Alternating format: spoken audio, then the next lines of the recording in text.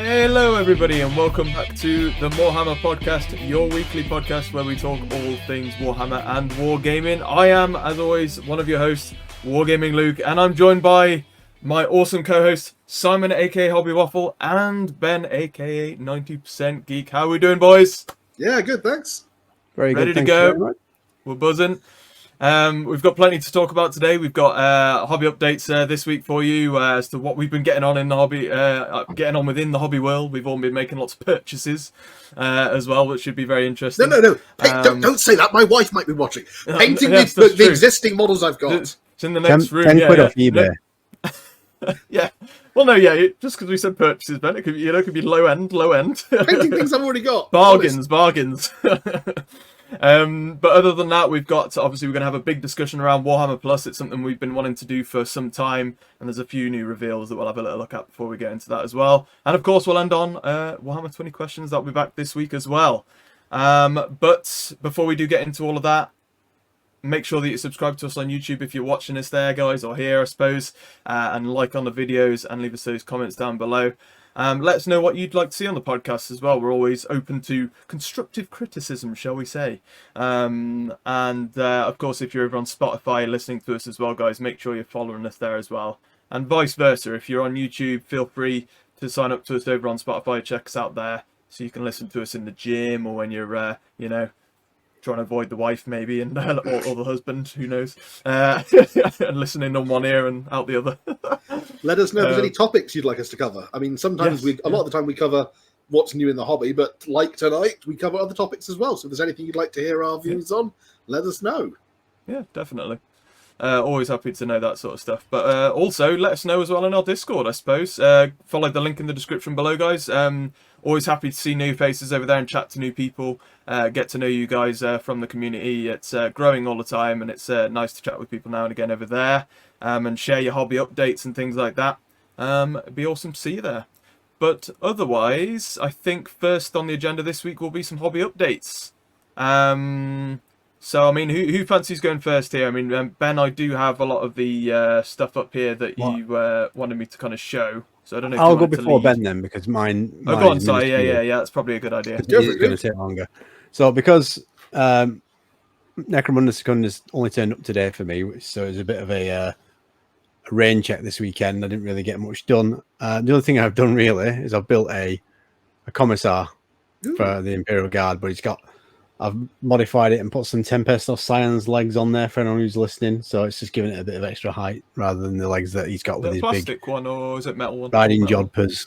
Yeah, the plastic one. The bow-legged one. Yeah, that's the one. Yeah, so I've changed his legs for some Scion's legs. It looks miles better. Nice. Other than that, I've not really done an awful lot. I did some highlighting on some Xiphon Interceptors, and that's it. So, yeah. Fair enough. I thought I better go first, considering it's small. But this week it'll be full of Hive Secundus building and painting, hopefully. No, it's finally arrived. That'll be nice. Sounds good. Ben, did you want to go then? Yes, okay. So I've been on a bit of a painting spree. It's kind of been two major topics of painting on my painting station this last couple of weeks. Firstly, I've been doing some work on my Fantasy Fellowship.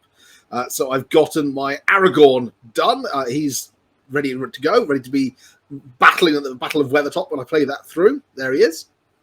I've gone with the Aragorn from the Heroes of the West set. So technically he is wielding Anduril, but it's my favourite Aragorn model. I think this is the one where they absolutely got the best expression on the sculpt. So yeah, that's my Aragorn. And then just today I finished up Gandalf the Grey with his blue hat. I do feel like he ought to have the appropriate Tolkien-esque blue hat ready to lead them through the mines of Moria. But they will join the other members of my Fantasy Fellowship: Bilbo, Balin, Killy, and Bofa. Yeah, three of the dwarves from The Hobbit, and my converted old Bilbo. No, I like that Gandalf sculpt. That's my favourite Gandalf sculpt. It's not my favourite Gandalf sculpt. That is my favourite Gandalf sculpt with hat. My favourite Gandalf sculpt is the one from, again, I think it's the Heroes of the West, Breaking the Fellowship, when he's doing the "You shall not pass" pose, and he's got the staff held in one hand and the sword held in the other. It just looks really cool. That's cool. Yeah. But no hat on that one. Yeah, so a couple of Fellowship models done towards my Fantasy Fellowship. Next up on that is Faramir. And then I'm supposed to be painting my Little League Blood Bowl team They've all got base coats on them now. They're all ready to, start getting the layers built up on them and so forth. So, of course, I haven't touched them since the last hobby update we had. And instead, I've been painting Battlefleet Gothic ships. Because, of course, I have. Because why would I, be painting things I need to do for our upcoming campaign, sort of little mini league, when instead I can be painting ships from models from a game some 20 years gone. Yeah, so I've got a couple of Space Marine strike cruisers done up for my Dark Angels. The Battlefleet Gothic ships will just come into the middle of our Blood Bowl mini league and just blow everything. Oh no, just like come in and orbitally bombard you. Yeah, they'll just come How dare you score a try? I'm calling in an airstrike. Yeah. Yes. And then, with all the scatter dice and see where the shot bounces. No, well, this is Salvation on the left, second company Ravenwing strike cruiser, and then I've got Blade of Caliban for the third company strike cruiser on the right. And I've also almost finished the battle barge for them. So that's the big battleship one that's been painted up. It needs a little bit more work done on it. So at the moment, it's got the green done. It's got I think put the chapter symbol on it as well. I'm just going to say, have you freehanded that little chapter symbol? Those are free-handed. Those were a pain in the butt. So literally, the little roundel that is to be painted on is about 2 mil across, I would say. Yeah, there we are. That's the battle barge. That one I was able to use a transfer on because the roundel on that is a nice hefty centimetre across. But yeah, the green's been done. I think the only thing that's left to do on this is going to highlight up the metal and just do any kind of other little bits of like weathering and stuff to make it look like it's been in the void of space for the last 10,000 years. Very nice. But that is the Righteous Indignation is my battle barge. Oh, Bucky O'Hare. Yes. In fact, as one person on Twitter has suggested, I should modify the critical hit table to suggest that the proton accelerator gets hit. I'm doing that. When your proton accelerator is taking a hit. Yes. You need Willie DeWitt. Yes. Let's croak some toads. Or shoot some orcs. But yeah, so that's... I've been picking those. What the flipping... no idea what we're on about. No, sorry. It's one of the greatest cartoons ever. It was. And it had the best theme tune. It really... Not the best theme tune. Okay, no, the best theme tune is still Jason the Wheeled Warriors and Jason the Wheeled Warriors and Mask are the two best. Mask is in it, but Pole Position. Pole Position had such an amazing theme tune. I believe if I could sing, I'd sing it, but I can't, so yes. I won't ruin the podcast for everybody. No. Mask, Pole Position, Jason the Wheel Warriors, Bucky O'Hare. Ulysses 31. Oh, God, yeah. But anyway, so you can see loitering in the background of the shot behind the Righteous Indignation. Now, some Eldar ships. So, yeah, of course, having almost finished painting the battle barge, I took a quick break from it to do some work on some Eldar ships. So I've got a couple of Nightshades. In fact, no, I can't remember.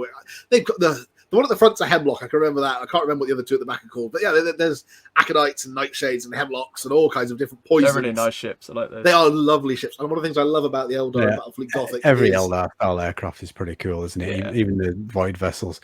Just going back to the Imperial ships, though, if you've got any more that you need names for, might I suggest the Indefatigable Commander Dog Stars ship.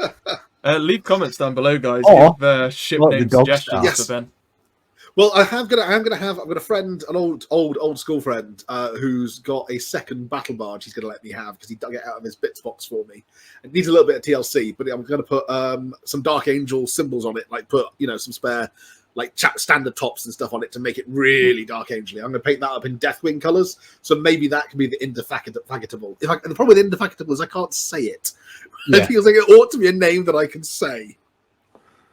So I picked up some Eldar light cruisers, and I'm now Eldar escorts. I'm now working on a couple of Eldar light cruisers, and then I've got some Space Marine escorts that I'm going to paint up next before I meet up with my friend and get the battle barge off him for the remainder of the Space Marine fleet. Then maybe I'll go back to painting Blood Bowl. But that's what I've been up to. What have you been up to, Luke? Good question.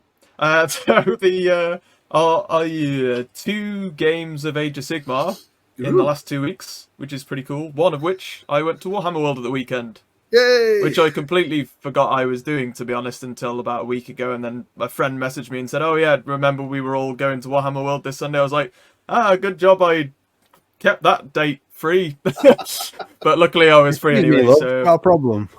yeah. So he booked a few tables, and me and a friend did an Age of Sigmar game, and they did like a massive 40k, like I think it was like an 8-way like game on the other table, which is incredible. They had like a Sweet. Warlord Titan and everything on it.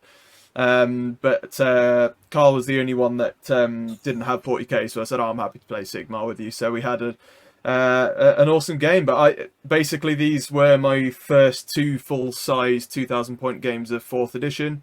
The first of which a couple of weeks ago, I do have the picture as well, so I'll throw it up, was versus Khorne Bloodbound. So Nice. that was interesting. Obviously, I used me Seraphon, so me all fully painted armies on the table. Carl has some gorgeous armies as well, so that was really interesting. You took your temple with you as well. Say again? Did you take your temple with you as well? I did. It was my first time using it. It was cool. And in 4th Nice. edition, it's great. It like, if you leave your a wizard next to it, it like channels magic through to the top and zaps a piece of a terrain feature on the table, and then it causes damage to things around it, so it causes an earthquake. It's awesome. So it's basically the Technodrome, but for Seraphon. I have no idea what the Technodrome is, but yes, probably. Oh. And we're definitely doing it. Next time he's not here, we're having a cartoons one. We're just going to do a cartoon watch. Like, we'll do clips and everything. It'll be brilliant. Okay. But I think, yes, so that was the Technodrome, just for Simon Ben speak. That was good fun to use. But then the other game that I did do was this, which was at Warhammer World. This is our Warhammer World game, which was against Carl's Slaves to Darkness. So a lot of me killing Chaos in the last couple of weeks, which is very Seraphon, actually, I guess, so that makes sense. stuff. But Did you win? if anyone wants to, I won against Khorne, and we drew 38 all in the Warhammer World game. It was nuts. I don't know how it was a game worthy of Warhammer World, let's put it that way. But the Slaves to Darkness army, if anybody wants to jump on our Discord to see more photos of it, Carl's done all of his personalized banners, like hand-painted banners. They are absolutely gorgeous. We had so many people coming to have a look at the table just to see the armies we were playing. It was great. So I recommend people checking that out. But I mean, other than that, actual like hobbying, I guess, mostly buying for me because it's start of the month. However, I did get my Norholes, so I've started building the Skaven Norholes. Cool. So there you go, there's one of those. So I've got a couple of them built. They're a pain in the ass to build. And then literally just before we started, so I was saying, so I've done the Warlock Engineer, or Bombardier, should I say, not Engineer. Cool. So yeah, few additions to the Skaven. I'll be able to start painting them now. I'm going to have my first game with them end of this week. And then finally, I did pick up my mini league Blood Bowl team for the Snotlings. The Slotnam Blood Bowl team, the mighty Crud Creek Nose Pickers. I think that will be it for hobby updates, I suppose. Lots we've all been up to, but until a couple of weeks' time, that'll be it for now. So I suppose, Ben, what is it time for? And now the news. Indeed it is. And before we get into like our main topic that we chose for this week, we did get a couple more models revealed for Blood Angels, as we expected. We knew we were going to get some more stuff coming. So let's throw up that article from today, because that literally is today that dropped again. Yep. So first up, we've got the new Primaris, well, their version of the Apothecary, isn't it? But it's Sanguinary Priest. Yeah. Sanguinary Priest, yeah. Who stops them all from going berserk, doesn't he? I believe. He performs the Controls it. apothecary role on the battlefield as well, and then he also helps them control Provides- the red thirst. Apparently, Healthy top-ups. He's got a little kind of snack pack dangling around his neck. He's like their bloodthirst it ain't Red Bull. doctor, Yeah, I basically. suppose.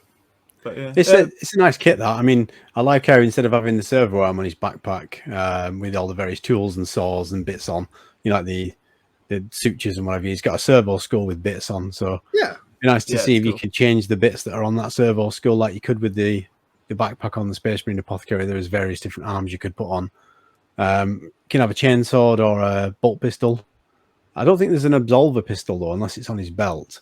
He has got a large pistol holster on his head. it looks like it to me. And then he's got possibly. the Narthesium on his right gauntlet there as well, which is pretty cool.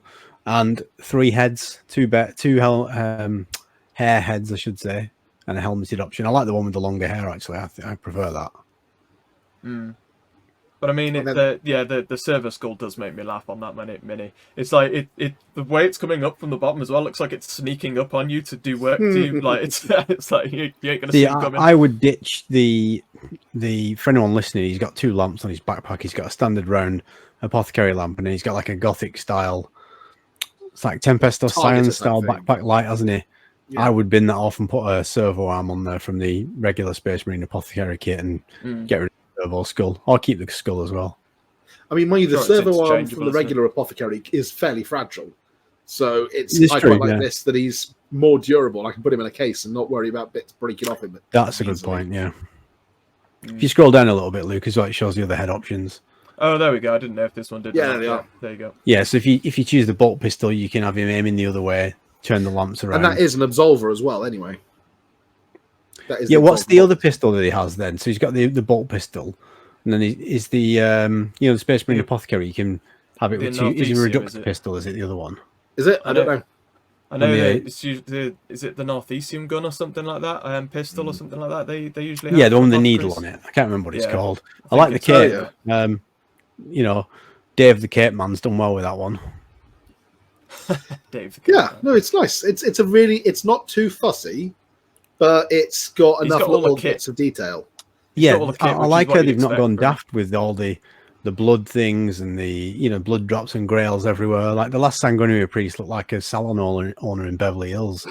This one, it's a bit tamer, isn't it? If it wasn't for the grail on his knee and the blood drop on on the left arm, you could use that in any Space Marine army, really. Yeah, I'd be tempted to take the grail from his hip that he's got kind of strapped to his waist, if it's easy enough to remove without leaving a glaring, unsightly scar, and maybe swap it into like the pistol aiming arm or the chainsword arm. So you could have him with an Arthurian in one hand and the other hand holding the grail to kind of mimic the older model that they had for him. Yeah, beer, drink this milk. Here, have a top up. Yeah, I quite like painting the apothecary models though, because you got all the different coloured vials and all sorts. They're quite nice to paint, especially when you got. I love painting a good cape. But then I think the other one's the captain, isn't it? It is. Yeah, multi-part captain kit. Yeah. It's the make sure that everybody knows I'm shredded under this power armor, Captain. Yeah.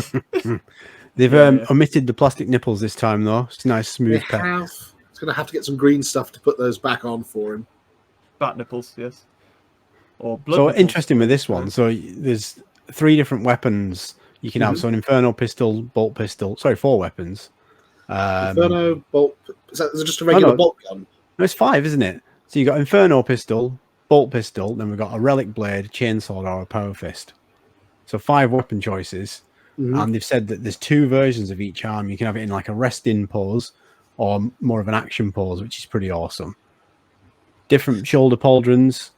And if you look at that one that's painted gold there, they're teasing us with some Tycho bits, because that shoulder plate with the 3 blood drops is Tycho's heraldry. It is. It's the 3rd company heraldry, though. Yeah, and they've got the sculpted Halo-style helmet as well. If you was to get the Sternguard Veterans Combi Melter and Lazarus's right arm, you could kit bash yourself a nice Tycho there. You could, but bear in mind that is the original Tycho. The second version of Tycho had the Phantom of the Opera mask. Yeah, true. I just think it's a really nice nod back to the classic Blood Angel miniatures, the old kind of metal mono. I really like that, Captain. I like that it's got options in the kit as well. The cape is optional as well. Dave's had a good day there, hasn't he? I wish that they had done this for the Dark Angels. I feel a little bit put out that the Dark Angels didn't get a multi-part character kit like this. Although having said that, nice. Lazarus is kind of a multi-part kit, isn't it? Yeah. I mean, he's got a couple of options. I mean, I don't know. I mean, I made my Dark Angels captain out of the ancient with the long flowy robes and the big standard stick, but I just kind of gave him other bits of kit. But I think it would be nice if the Dark Angels had gotten something like this, because this is a really cool I know which one you mean, because that guy had a bunch of keys in his hand as well. It was ideal for Dark Angels. No, it was perfect for Dark Angels captain. I'll put a picture of mine on for the Discord. But this is a. I'd like to see that. Yeah. And I would love to see something similar for this for the Space Wolves when they come out, and for the Black Templars. To be fair, imagine all the cool things you could do for a Black Templar Castellan in a multi-part kit like this. Well, they've got one. They've already got one guy though, haven't they? The Marshal. But he's quite monopose with a few different weapon options. This is a lot more Like, you could be really creative with this, like you say, with things like the cape being optional, different poses of the arms. This is a really kind of make your captain that looks like how you want him to look like kit. Yeah, I mean, it's a good day for Blood Angels fans, really. Even though it's only 2 miniatures, there's plenty of options there, isn't there? And I assume And we'll more to come probably... as well. He said on the article, yeah. we're looking at the supplement and more upgraded Blood Angels. Now, I don't think Sanguinary God. Yeah, I don't think that refers to last week. I think they're hinting that next Monday we might see some more stuff. That would be very cool.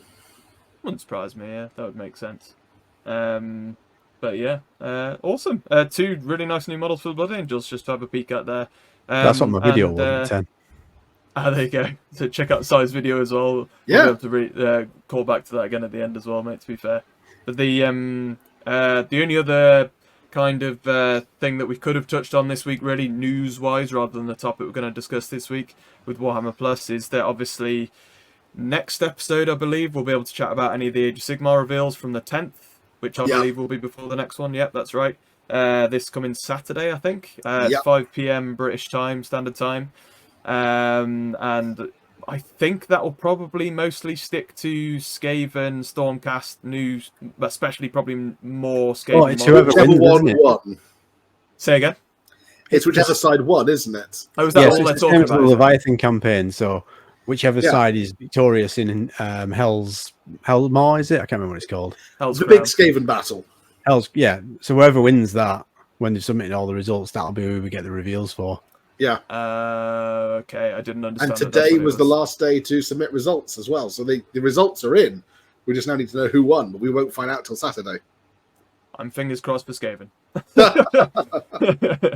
But we'll be interested to chat about that next week anyway. But our main topic for this week, it's one that we wanted to kind of cover for a while, and we've just kind of been waiting for a week where we could kind of fit it into that gap, I suppose. And that is a controversial topic, I suppose, around Warhammer, because everybody sees it differently, I think, and we're going to have our own opinions on it here, and that's Warhammer Plus or Warhammer TV as well, whatever you kind of want to, or all of that encompassed, I suppose, for one package, which is Warhammer Plus anyway. And I do actually have here the actual package deal, if you like, here, and what it includes nowadays, so we can run through it anyway. And then I think what we'll do, can each give our kind of opinion on, do we still have it? Do we kind of like it anymore? And then we can obviously give suggestions as to how it can be improved, because I think we're all on the same page here for sure that it could definitely be improved in one way or another. But before we do that, I guess we can flick through what it now includes. So obviously you're getting your animated shows still. A lot of what people kind of probably signed up for in the first place that was promised, I would say. Like documentary series, that sort of stuff's included. Painting masterclasses, of course. I mean, we know you can get plenty of that on YouTube anyway for free. But there is, obviously, you've got... is it still... who is it that does their masterclasses? It changes. So they've got a few guys, a few people who do it. Right, okay. Because I know it used to be... there used to be some, didn't it, which is left. Yeah, it used to be some, I think, and originally, but I assume they're changing it up now. But yeah. And then that's kind of all one side of it for like the video content. And then you've got stuff like, so the 2 apps now. So you've now obviously got the new Age of Sigmar app, you've got the 40k app, where you can do your army building and lists and whatnot, and you got your rules on there. If you're on premium, if you've got Warhammer Plus, then you get premium access to those 2 apps, which if you use both, I'll be honest, is quite good value, especially if you like list building, because at the moment, obviously for both apps, you can only, I believe, build 1 list, and then you have to delete that same list if you haven't got premium to write a new one, effectively. So that is quite nice. Saying you can unlock stuff like the codexes and codes from your books, access to 140,000 data sheets, create your armies with Battleforge, all that sort of stuff. So that's all under the same umbrella. An expanding archive for Warhammer lore, so they do all the lore videos as well. Actually, that's one thing worth pointing out. But they also have the access to all the old White Dwarfs and some of the old... The Vault. So all of like your mini narrative series and articles that they put up in the past on Warhammer community that's been taken down, they're put on there as well. All that sort of stuff you can find. I think that covers most of what it is. And Obviously, you then you get get a model. yes, and then you get your free models per year, or model, and then you can, if you don't choose one or the other, you can have the option to buy the other. Yeah. Most people I know that still subscribe to this, it's for the model. And access to the extra model as well. This year, for example. Yeah, I can offer a counterpoint to that, which we'll get to. Yeah, we'll get to that in just a moment. The current two models, so it's, I believe they change them each year, isn't it? But the current two models that we have, you've got the Carskin Sergeant Mortons, and you've got Carlina von Karstein as the other models. We should be getting the new models revealed in the next couple of weeks. Yeah. I'm guessing Nova Open. That might well be what gets revealed. I think so. More than likely. So I mean, yeah, that's. I think we've covered fairly well what's covered within the Warhammer Plus subscription. It's $5.99 a month still, I believe. That's UK pound. What's it's slightly less to get it for the whole year. I was going to say, what's the legal? $49.99 for the 12 months, and if you get the 12-month subscription, you get, I believe, you get your mini of choice within a month. I think it is. Or you get it quite early, yeah. But yeah, so I mean, obviously we can touch upon now how we each kind of feel about it in comparison as well, I suppose, to the price and what you get. Shall I kick it off, because I'm probably the most negative point of view, and we'll end more positive maybe? Okay. I mean, we're going to end positive anyway, because we're going to try and uplift this and try and say what we think could improve it. But from my point of view, I signed up to this to watch the animated series originally. They really did push that in the advertising. And I think a lot of, and obviously the Warhammer TV side of it, which we did get a lot of it at first. And it quite clearly has slowed down dramatically. I mean, I only ever really read the articles now to see what's coming on it each month per se. But from my perspective, you're getting an animation a month, couple maybe. Unless obviously there's a new series in general, then you might get a few a month, if that at the moment. And it's usually, from what I've seen recently, it's been the Hammer and Bolter, which, from what I remember watching the original ones at least anyway, I don't know if they've done a new series now, but they were very, very short.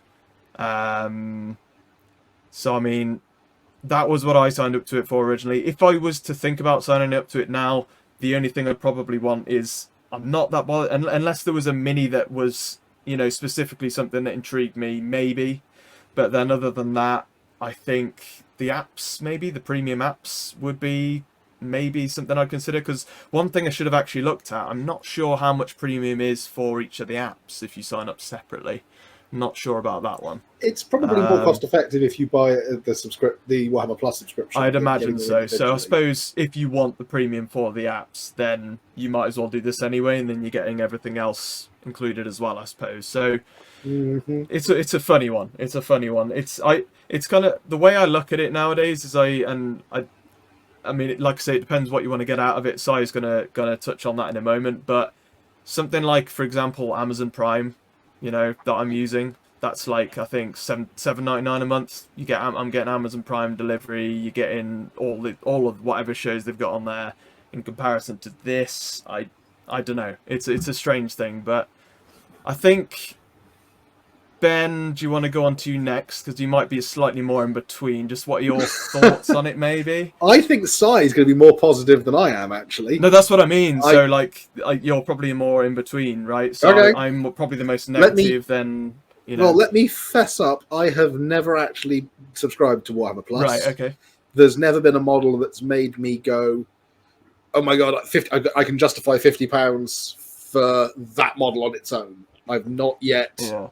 I mean, I kind of would really like the Carlina von Karstein one, but it's mainly because I wanted to do a head swap using one of the heads from the Vampire Blood Bowl team, because I think it would make a much cooler vampire. But that, again, it's not been I've been able to justify to myself going, hey, I'll pay £50 for that model and access to the... And it would be for the model rather than the access to the content. Like you say, it's comparable in price to the cost of an Amazon Prime subscription or, Netflix or Apple TV. I've got to be honest, given that it is pricing itself in the same range as the other major streaming services, compared to what those streaming services offer, it falls down massively. Like, I know Games Workshop is not a TV company. Like, they're not like Netflix. They're not like, Apple that can fall back on the profits it's got from all its cool devices and stuff to fund the creation of TV shows. But the stuff that these other companies are pumping out for the same price or approximate price is a million miles ahead of what they are putting out on Warhammer Plus. I've seen some of the animations. I really quite like the prior, because obviously some of the animations have made their way into the internet, or they've been available as like free previews on Warhammer Community at times. And I really quite like the Pariah Nexus one, but I've really not kind of gotten on with the animation style for a lot of the others. And I think partly it's because the animation style for a lot of the others feels quite dated. Like, it feels very stylistic, a little dated. And if you look at other animated shows that are out there at the moment, I mean, I've just finished watching my way through the Cape Crusader, Batman the Cape Crusader 10-part series on Amazon Prime this week. And that's brilliant. I mean, it's replicating the classic Adventures of Batman artwork, but in an entirely new way. But look at some of the stuff that Netflix have pumped out, like Love, Death and Robots. Some amazing animation styles going on in there that just makes the stuff that they're putting out for Warhammer Plus feel a little bit prosaic. Like, if you could imagine some of the amazing artwork stuff that's gone into Love, Death and Robots, but being used to tell Warhammer stories, that would be amazing. That would be absolutely incredible. But we're not getting that. I mean, we're not even getting high quality animation, I would say. And the other shows that they then offer are battle reports, which, don't get me wrong, the free battle reports they've done, I've enjoyed them. Nick and Sai and the other guys who put in a lot of hard work to do the Warhammer battle reports do some really good stuff, and they have been a lot of fun to watch. But I can get a battle report. I make battle report videos. I've done, I mean, you've done battle report videos as well, Luke. There are a large supply of them out there, and to be honest, a lot of the ones that are out there are more fun to watch than the stuff with the Warhammer. They're free. Or, well, they're not all free. I mean, bear in mind, a lot of the other channels, like some behind the vault, GMG, right? and all that, other gaming channels have their vault and they're behind the subscription but that's fee. Extra though, right? Yeah. Like, but that is extra on top of free weekly. the stuff. I mean, all of my battle report videos are free. Let me throw that out into the mix. But although they're not anywhere near the high production quality that the Warhammer ones are. But my point is that there's a greater variety of battle report videos, because they're not just doing the latest game. They're not just doing the latest scenario. They're doing cool stuff. They're doing, hey, let's play a what if scenario. I saw an amazing one over on, I think it was GFG, where they did a Tau versus AdMech one on a sky station, and it was done as if it was in the clouds. So it was a succession of islands, and they'd put a smoke machine filling the gap between the islands with smoke. So literally the models were fighting in the clouds. It was beautiful. And they'd written rules for models, like, jetpacking from island to island, or, falling off and plunging to their doom in the gas giant down below. Great stuff. Warhammer TV is playing it quite safe, I think, with a lot of their battle report. Yeah, especially when they're at Warhammer World, they've got all the access to everything they've got there. Literally the access to everything. And they are it feels a bit like watching a White Dwarf battle report, which I'm sure they're budgeted, obviously, but you'd still think, But if you were asking people to fork out Netflix money for your content, you need to be able to put up something that is going to rival. It needs to be, why would I watch stuff on YouTube when I can watch the stuff on Warhammer Plus? That needs to be the question, not the other way around. And I'm going to be honest, I feel like a lot of the rest of the Lore Masters, I want to like Lore Masters, but I prefer to read lore than have somebody read it to me. And I know lore videos are a huge thing on YouTube. Like, there are people who just get their lore content from YouTube, which is in itself a problem, because they then think that somebody else's interpretation of the lore is the actual lore rather than the movable feast that is Warhammer lore. And then when they get it wrong, they end up having a loregasm and exactly. And then fights break out on Twitter. But there's a whole host of other content that they could be making. And I know this is something we're going to touch on at the end. I feel like that they are missing a huge trick. They have got the opportunity. They are Games Workshop. They've got the opportunity to make content that nobody else can make. And what they're making at the moment is really quite safe. As to the other stuff that Warhammer Plus produces, the apps, I don't get why, if you're going to make an app do one of two things. Either make it a free app, make it an app that you can go, hey, here is, a list building tool. Use our list building tool rather than others, because it gives us the opportunity to build in adverts to advertise models. Hey, you've just built this list. Would you like to save it and add it to your Warhammer basket? That's an easy to design in feature.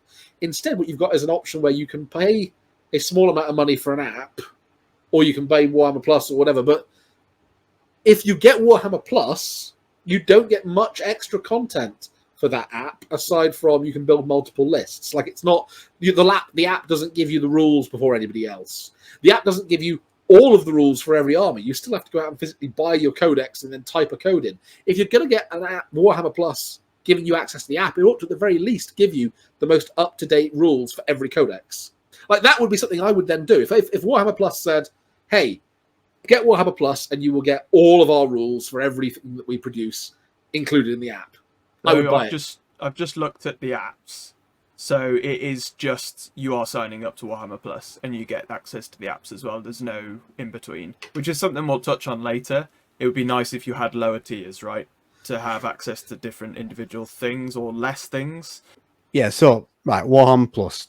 I'll just come to one of the points that Ben made at the end, playing it safe. I completely agree, and I don't disagree with anything you've just said, to be honest with you. So, put it out there first. I don't think it's living up to the advertisements, living up to what it advertised at the beginning and said it was going to be. However, my view is, and this is from someone who works and has a wage, I'm not a student, so I have got a bit of disposable income, but not a lot, don't get me wrong. If you come at it with the view that it's going to be Netflix for Warhammer or Disney Plus for Warhammer, you're going to be, with a free model, you're going to be disappointed, because it's not that, is it? However, for the price what it is, so it's 50 quid for the year. So if we break it down, you're getting everything you just spoke about. You're getting animations, you're getting the vault, which I think is really good. It's not for everybody. So again, my point is coming from someone who really enjoys the vault and looking at all the old stuff. So 50 quid with a free model, which, let's face it, could be anything from 22 to 27 quid, the way Games Workshop price their miniatures now, captains or characters. Even 30. So you could arguably knock all or some of that cost off the price of it. He was 20 quid, so... Yeah.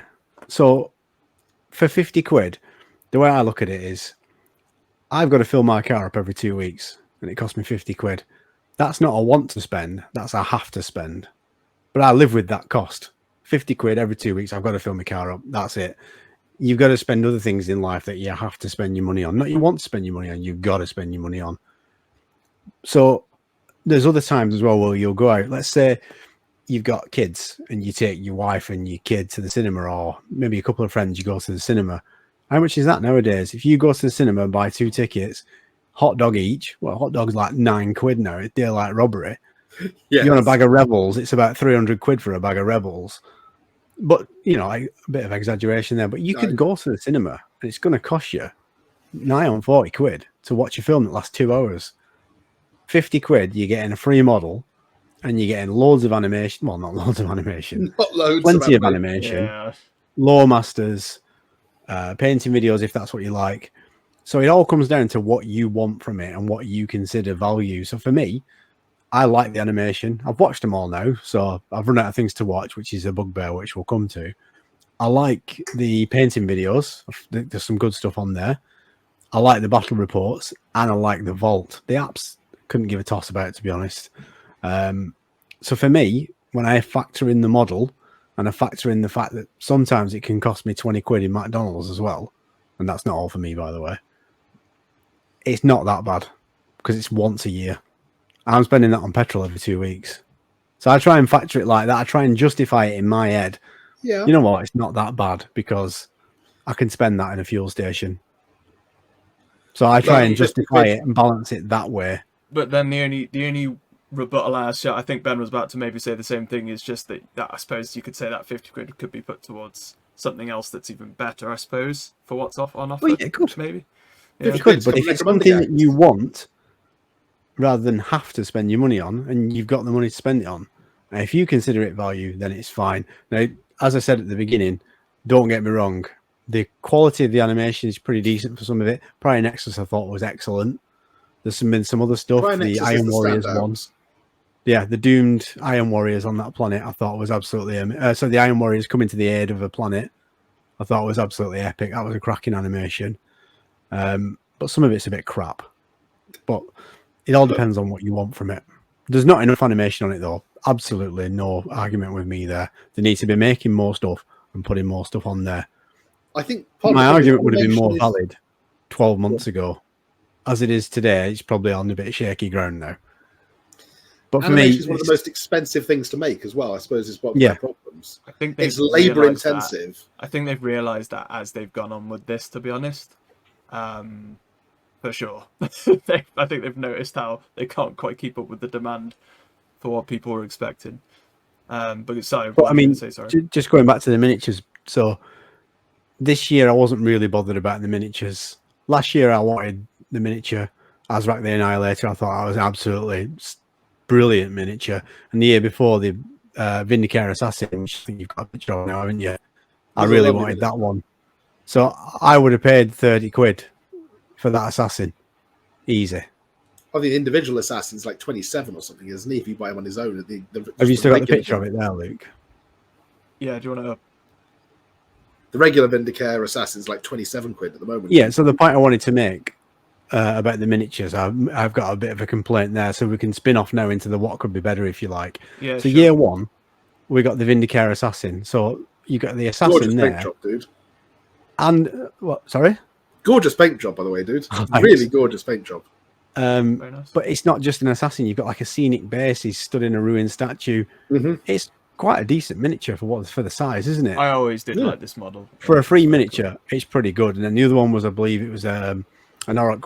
It was the Orc War Chief, which Cool. It was nobody an Iron wanted. Jaws. But it was pretty Jaws massive chief, as yeah. well. And then year two, they got a little bit smaller, didn't they? We had Azrak the Annihilator. Again, stunning miniature. Really, really impressed with that one. And then we had the Chaos Sorcerer with the Familiars. mirrors. Oh, what's she called? Mirror something with the little greeblies. Yeah, they were really cool. The call back to the classic Chaos Familiars. Yeah, but then this year it was just miniatures. So I The think what they need to Kazakin's do. cool, but it's just a Kazakin. Yeah, it's cool, but it's just a single miniature. When you compare it to the size of the amount of plastic you get in the box compared to Yeah. that Vindicator, this year they need to pull it I out of think the it's bag. 'cause I think it's because it was the opening year, though, right? So they were just trying to get people really excited about it, try and get more people in. But if you're wanting to get people Launch. signing up on a free subscription, make it something that's going to hook. Yeah. You know, everyone looked at the Kazakin and got, I'm not going to bother this year.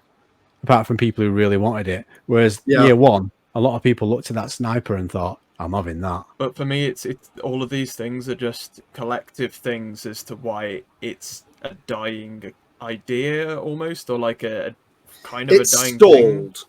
Oh yeah, I think that's I probably agree the- with that. They I need mean, to pull the finger out. Big You time. mentioned Yeah. the vault, Si. Yeah, When was I the last enjoyed time they put something in the vault? Well, you get the White Dwarf in there a couple of months after it comes out. Don't When you? was the last time they put the latest White Dwarf in there? Because what I've been hearing from friends To be of mine honest, who've I got haven't it, checked. I couldn't that's it. tell They you. haven't. They're months behind on getting Right. the White Dwarf in there. And they've for a long time they were putting loads of back issues of White Dwarf in there. They've stopped doing that. I like and the they've Imperial got- Armor books are in there as well. But yeah, they've got so much content that they've still got the files for that they could. Like, imagine, okay, they've got all the Black Library books on ebook, yeah? I suppose there is the issue that they'd have to pay the author royalties for every time somebody then accessed that particular book on the vault. But it's not doing anything for them at the moment anyway. So if they have to pay the authors a few pennies, well, frankly, Games Workshop authors deserve all the money that they get anyway, because I don't think they necessarily get the greatest amount of money out of their syndicated work. But imagine if some of those really old Black Library novels that aren't in print anymore, they put them as an ebook in the vault each month. This month, this has gone into the vault. This classic ebook. has gone into the Deathwing vault. or Space Marine. Deathwing's got in there. Or, you know, the Ian Watson Space Marine novel or something has got in there. That would be cool.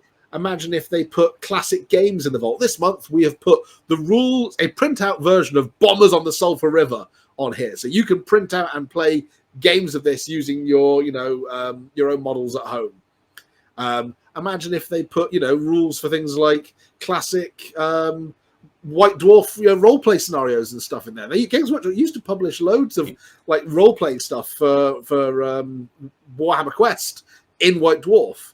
They could just publish the scenarios. The classic campaign books and stuff would, yeah, because some of them would, I'm sure, still probably work with even the modern game rules and things. It's just added fluff and whatnot, and work different game systems and whatnot. So, you know, the Games Workshop's greatest strength is they own all of this, and they've got all of this. Yeah. Stick it in the vault. But yeah, like I said, my argument 12 months ago would have been a bit more valid, but I completely agree. They need to pull the finger out, and they need to save it. Otherwise, it's just going to go tits up. I think one way, and this isn't I touched on earlier, people go nuts, go, "Oh, we were right. Games Workshop is failing." It's like, no, gods, please don't let them be right. One of the things I think they could easily do, like as kind of suggested earlier, is have separate like tiers offering certain things. So if you're interested in purely the animation, the battle reports, the masterclasses, have like a, I don't know, $2-3.99 a month and so much a year to get access to just that stuff, and then maybe have a separate tier for just the apps. So again, you could charge the same amount but just for the apps. Then you could have another separate tier for access to stuff like Si's just said, so all of the old lore, the books, all that sort of stuff, that you could even just do that as like a couple of quid a month, you know. You could do that, and then you could say that you don't get the free model at those tiers, but you get to buy the previous year's model. And you only get the yeah, see, that's a great idea, having the option to buy the previous year on a certain tier. That's true. And the other thing I think you should do, if you subscribe to Warhammer Plus, it's all linked to your My Warhammer account now, isn't it? It's all on one website. Yeah. You go on Warhammer Vault, you go on Warhammer Plus, you sign into My Warhammer. If you're a Warhammer Plus subscriber, no matter what you order for Games Workshop's web store, free delivery. Shouldn't be over 70 quid. If you're a Warhammer Plus subscriber, you should get free shipping.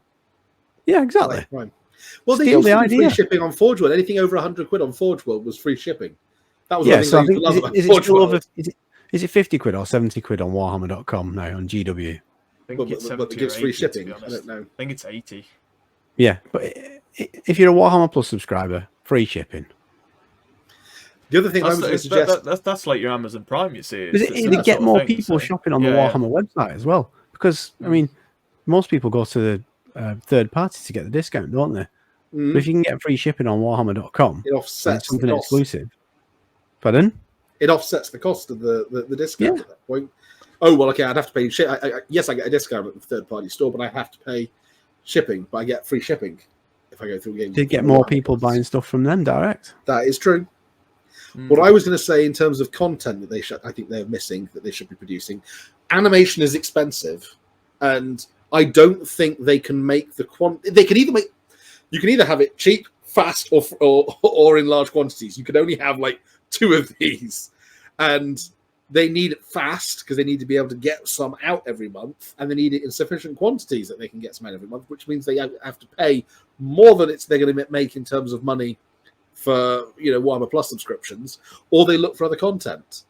Think about, I don't know about you guys, I've just binge watched all of the Barbecue Masters, American Barbecue Masters on Netflix because I like barbecuing, and yeah, it was cool to watch Americans cooking and going, oh no, I can't done this far before, and then everything goes horribly wrong and I go, yay. Yeah. But think about stuff that you could watch that is live action that could be on Warhammer Plus. Like my friend Willard from My Tale of Four Gamers, who actually is a TV producer and produces podcasts and stuff for a living, he and I have for years been saying, imagine a Great British Bake Off, but Warhammer. So here are 10 gamers who have gathered in the tent here are 10 gamers who've gathered in Warhammer World to compete, and this week they are going to be painting this model. You've got these 10 paints. Here's a model. You've got till the end of the day, and then the judges are going to come around and judge your models. Someone's going to be eliminated. Next week, I'd say even like kit bashing would be fun. No, next week kit bashing. Next week, okay. Here is a bunch of kits. You've got to convert. You've got to the end of the day to convert and paint a model, and then the judges. Yeah, here's a shitload of stuff and an empty Pringles can. Yeah, Stomper, make it. But so each week you winnow it down. You've got it from a couple of funny judges, couple of funny hosts, some really good quality painting judges, and I would watch the hell out of that. And Games Workshop have everything they need to make that now. They have literally, you could make that tomorrow.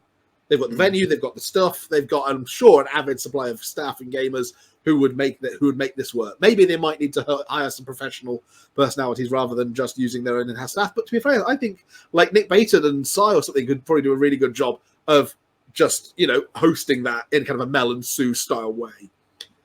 Warhammer Bake Off. What about a competition show where you get them in and get people talking about, a tour of their games room? Best Warhammer games rooms. I mean, there must be some amazing games gaming out there with games rooms. Think Grand Designs, but Warhammer.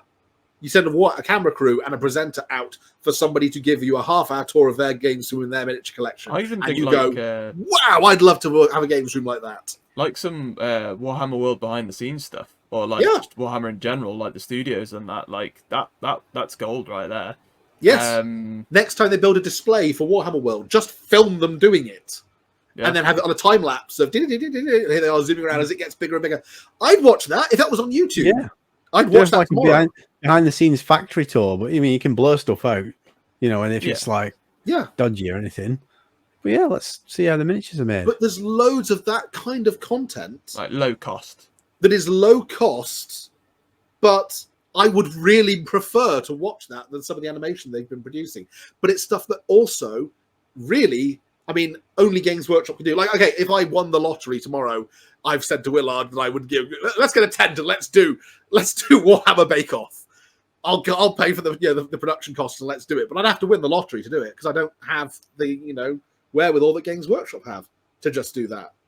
Like my top secret, what if Warhammer but Top Gear video that is coming out later this year, which I'll just mention here. And Games Workshop have got everything they need to do stuff like that.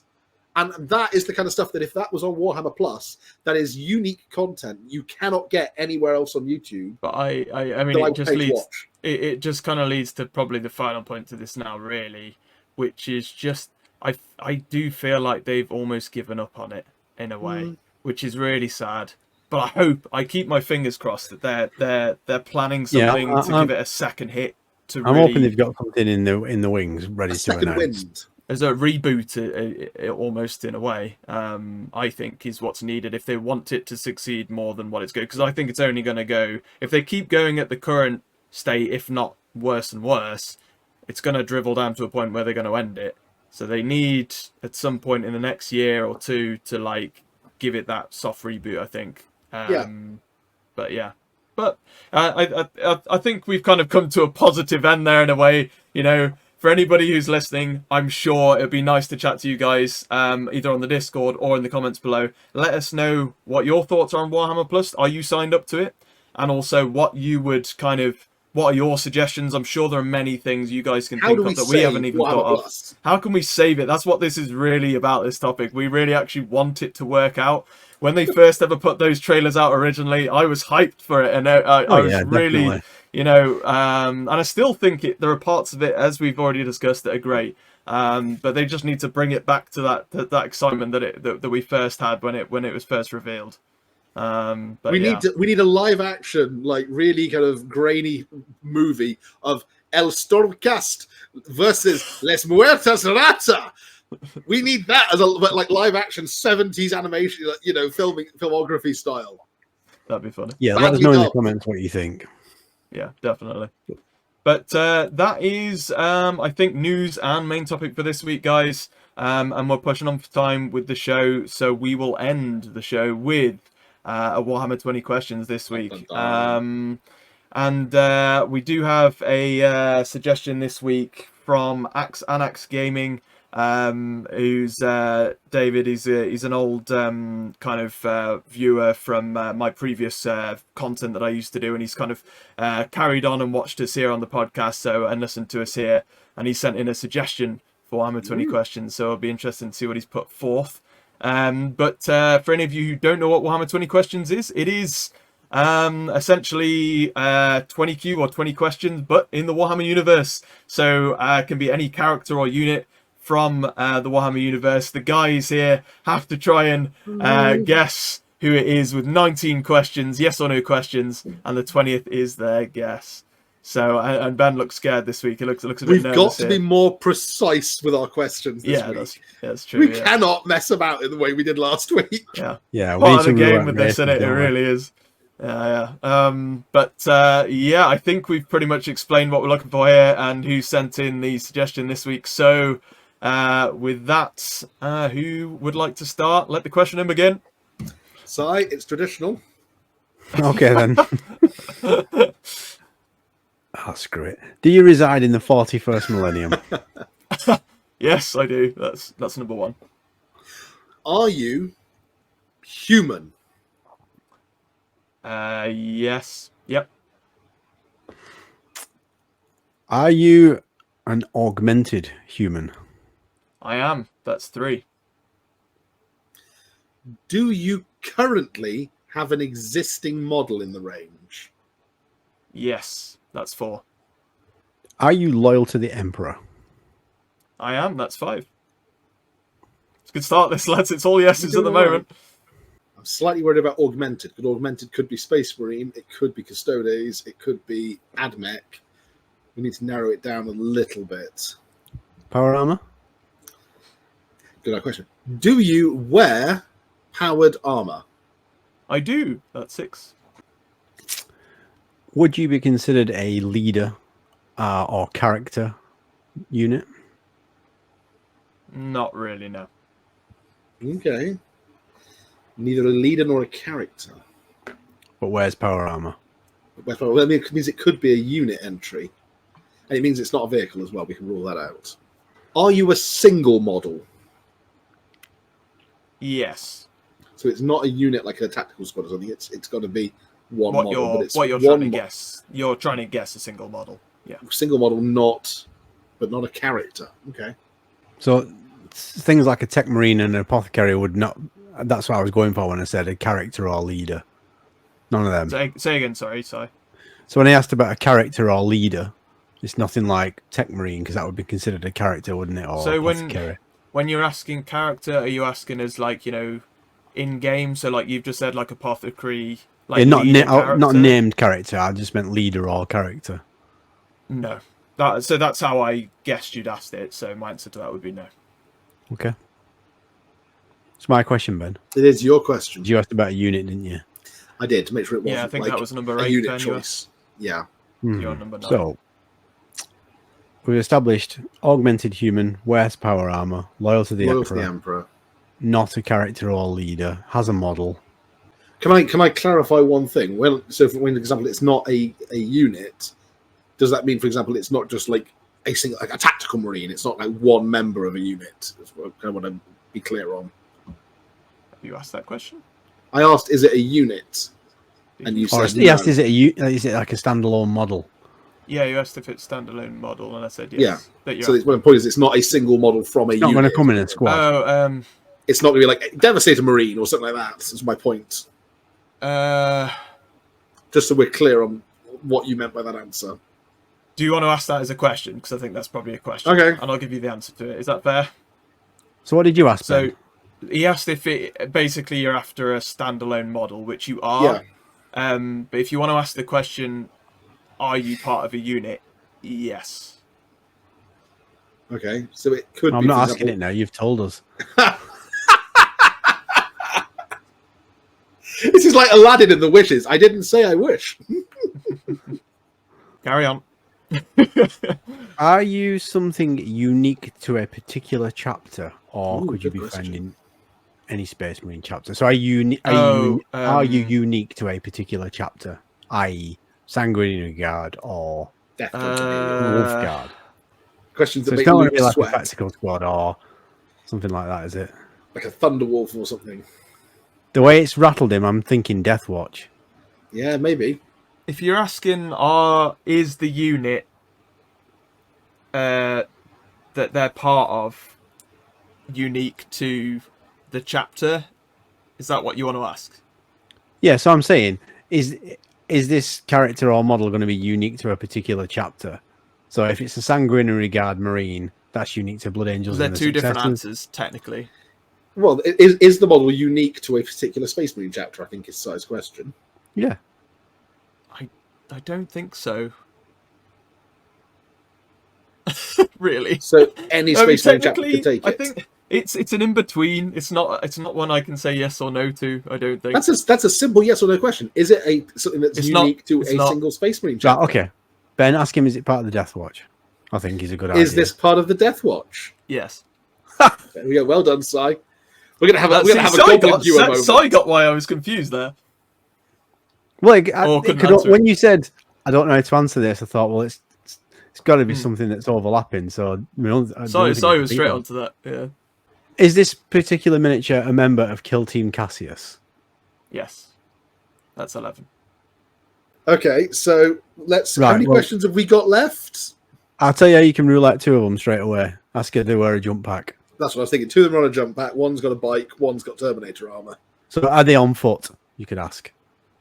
No, on foot wouldn't rule out the jump pack, or the Terminator armor. Well, you could ask, are they carrying 2 weapons? That would rule out quite a few of them. Funny enough, that would only actually rule out 2 of them. Because if he says yes, then there's the. Let me just check if If he says yes, it will rule out Cassius, the Space Wolf, the Dark Angel, the Blood Angel. If it says that they are carrying 2 weapons, it would rule out the Ultramarine, the Iron Hand, and the Imperial Fist. So it would rule out 3. How many questions do we have left, Luke, so we can work out how many of them You're on 12, so you've got plenty. Okay, we've got plenty. Okay, let me ask this then. Do they have a jump pack? No. Okay, so we know it's not those 2. So you're on Your turn, 13. Are you an on-foot standard power armor wearer? Good question, because that rules out the Terminator and the bike. Yes. No. So it's the Terminator and the bike. Okay. Are you mounted on a bike? I am. Ask if he's got a pet bird. Yeah, we're dancing around it. Yeah, I think we're down to silly questions time. Have you got a bird stuck on the aerial of your bike? I do. Are you a mounted stereotype? Yes. Which is why I'm not unique to a chapter, technically. It's a Space Well, Marine this biker. particular member is because he's a White Scar, so he's unique to the White Scars chapter. He's not, because he's fighting for Deathwatch. Okay. That's technically, isn't it? It's true. He's not unique to a chapter, because Space Marine bikers are available from all chapters. You got a Genghis-style mustache that would whip around in the wind while you ride your bike. Yes, I do have face tassels. Is Jetex one of the Subaru. bolt guns on your bike bigger than the other bolt gun for some reason? Oh, yeah. I don't know why. Yeah. It's weird. I think, well, they are twin-linked, so I don't know if that's maybe why.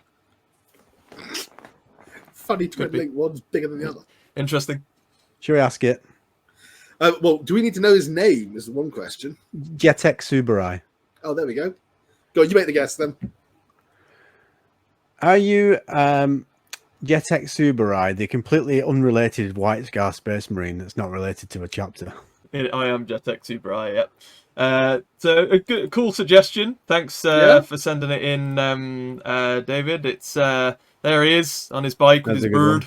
It never made sense why you have one random model on a bike. Like, if they had given them rules that he could roam ahead of the unit and do stuff, it would make sense. Or like the jump pack guys could like launch an assault whilst the rest of the squad were shooting. That would make sense, but they never quite figured out how to combine different movement types in Deathwatch. So whereas we nobbled ourselves last week by going down the wrong place, we did all right getting Deathwatch this time, didn't we? We did. Yeah, that was your call as well. That was nailed some questions pretty early on. Deathwatch are a weird one because it's like they're just obviously taken from a chapter. They're generic veterans technically, but then they're from a particular chapter. I guess, yeah. But Space Marine bikes aren't unique to a chapter, are they? So yeah, no, I know guys with the confines of the Deathwatch as an organisation, they're not linked to a chapter, but each individual Space Marine is linked to a chapter. He would look very funny riding around in a Dark Angels army, I've got to say. I think your question that you asked was kind of almost are they Deathwatch? Which side came round to anyway, so it worked out fine. So it was quite funny in a way. But I already said Deathwatch. I know. Oh dear. But no, that was a great suggestion, David. I don't think we've had Deathwatch on before either, so that was quite fun one actually. That was a dirty question when I said, "Are you a standard on-foot power armor wearing Marine?" That was an excellent question, a highly technical question. Yeah, it was good actually. But no, good suggestion, David. And as always, guys, if you'd like to send in your suggestions for the guys to take on, you can send those in to me, wargamingluke@gmail.com, or message me on social media, Discord, stuff like that. And we'll get your suggestion on, because I've got a list going now, and it'll be good to keep adding to it, so we have some good variation coming through.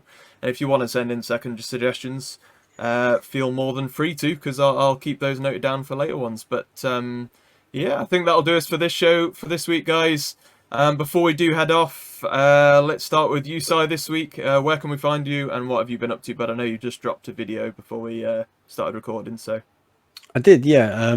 You find me in the same place, so Hobby Waffle on YouTube. I did fully intend having an unboxing video for Necromunda Hive Secundus this weekend, but the shop that I bought it from let me down, or rather Royal Mail did. But New Blood Angels were announced today, so I've just tonight, before we started recording, done a video on that, just looking at some of the options in the new kits. So if you want to go and check that out, I'd be most grateful. And also find me on Twitter and Instagram. There'll be some Necromunda Secundus stuff going up there pretty soon, hopefully, as well. Now that I've got some time. Nice. And that is Ben, about it. And all I will say is go and subscribe to Ben's channel as well. Let's get him to 2,000 subscribers. Thank you. I'm about 100 and something away from 100 and change away from 2,000. There you go. Yeah, and you can come and subscribe to my channel at 90% Geek. You can also find me on Twitter with the same handle, and Instagram, Facebook, all over the place with those details. And I've got a video, funnily enough, about Battlefleet Gothic up at the moment, and contemplating doing something with all the kind of Imperial Agent stuff that they're talking about releasing more information about later this week. I'm thinking about maybe doing some videos about the different ordos of the Inquisition, a little bit more information about them. Especially some of the less well-known ones, like one of my all-time favourites, the Ordo Kronos, who are there literally to make sure that time travel hijinks don't happen. Nice.